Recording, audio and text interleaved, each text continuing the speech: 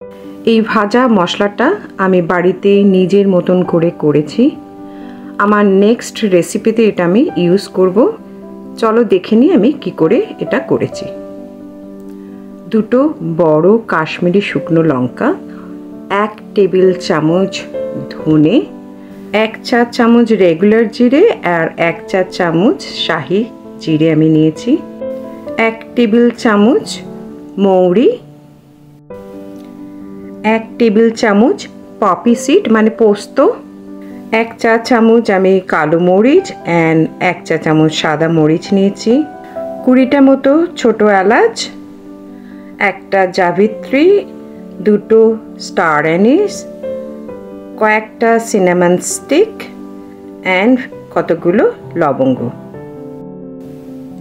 এর মধ্যে আমি আরও 2-1টা জিনিস দেব, যেমন 1 টেবিল চামচ সাদা তেল এর মধ্যে দেব। এবার এগুলোকে আমি হালকা আঁচে রোস্ট করব।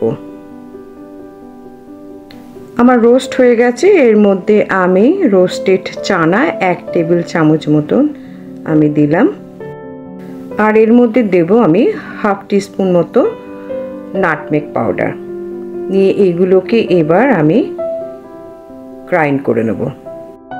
আমার স্পেশাল মশলা রেডি। এরপরে আমি নেক্সট রেসিপিটা করব। আমি যে কাবাবগুলো করেছি তাতে আমি গুঁড়ো মশলাটা ইউজ করেছি। চলো আমি দেখে নিই কাবাবটা কিভাবে করেছি। আমি 500 গ্রাম মতো চিকেন কিমা নিয়েছি, আর এর মধ্যে আছে 1 কাপ মতন ধনেপাতা, গ্রেটেড জিঞ্জার অ্যান্ড কিছু কাঁচা লঙ্কা, 5-6টা। তোমাদের ঝাল অনুযায়ী তোমরা এই লঙ্কাটা ইউজ করতে পারো। এই সবগুলোকে আমি ফুড প্রসেসরের সাহায্যে ব্লেন্ড করে নেব খুব ভালোভাবে। দেখো আমার ব্লেন্ড হয়ে গেছে। এবার এর মধ্যে আমি আন্দাজ মতো নুন দিলাম,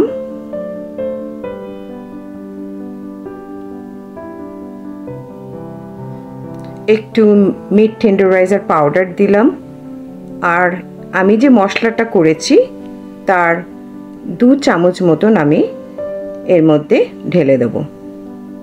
এটা তোমরা কম বেশিও করতে পারো। এর মধ্যে 2 টেবিল চামচ আমি তেলও দিলাম, যাতে স্মুথভাবে আমি মিশ্রণটাকে মাখতে পারি। খুব ভালো করে এটা মেখে নেওয়া হয়ে গেছে। এবার আমি এগুলোকে কাবাবের মতন গড়ব। আমি কতগুলো ফয়েল পেপারকে কেটে নিয়েছি। এবার যেভাবে আমি করছি ঠিক সেইভাবে ফলো করে ফয়েল পেপারের ওপর ক্যান্ডি র্যাপের মতন সসেসগুলোকে, এই কাবাবগুলোকে তোমাকে মুড়ে নিতে হবে। দেখতেই পাচ্ছ হাতে তেল লাগিয়ে আমি কাবাবগুলোকে মুড়ে নিচ্ছি। মুড়ে নিয়ে তারপরে ক্যান্ডির মতন করে 2টো কর্নার বন্ধ করে দিচ্ছি। একটা ডেচকিতে আমার জল ফুটছে। এবার এই সসেসগুলো আমি ওর মধ্যে গরম জলে ঢেলে দিলাম। এবার আমি এগুলোকে ঠিক 5 থেকে 6 মিনিট মতন আমি এগুলোকে একদম ফুটন্ত জলে বয়েল করে নেব। তারপরে কাবাবগুলোকে জল থেকে তুলে আমি ঠান্ডা করে নিয়েছি।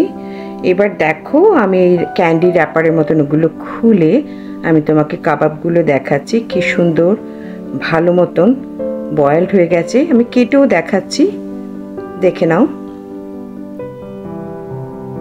খুব সুন্দরভাবে কুকড হয়ে গেছে। এই কাবাবগুলোকে ফ্রিজারে রেখে সেভ করতে পারো এবং যখন খুশি মতন রান্না করতে পারো। Thank you for watching.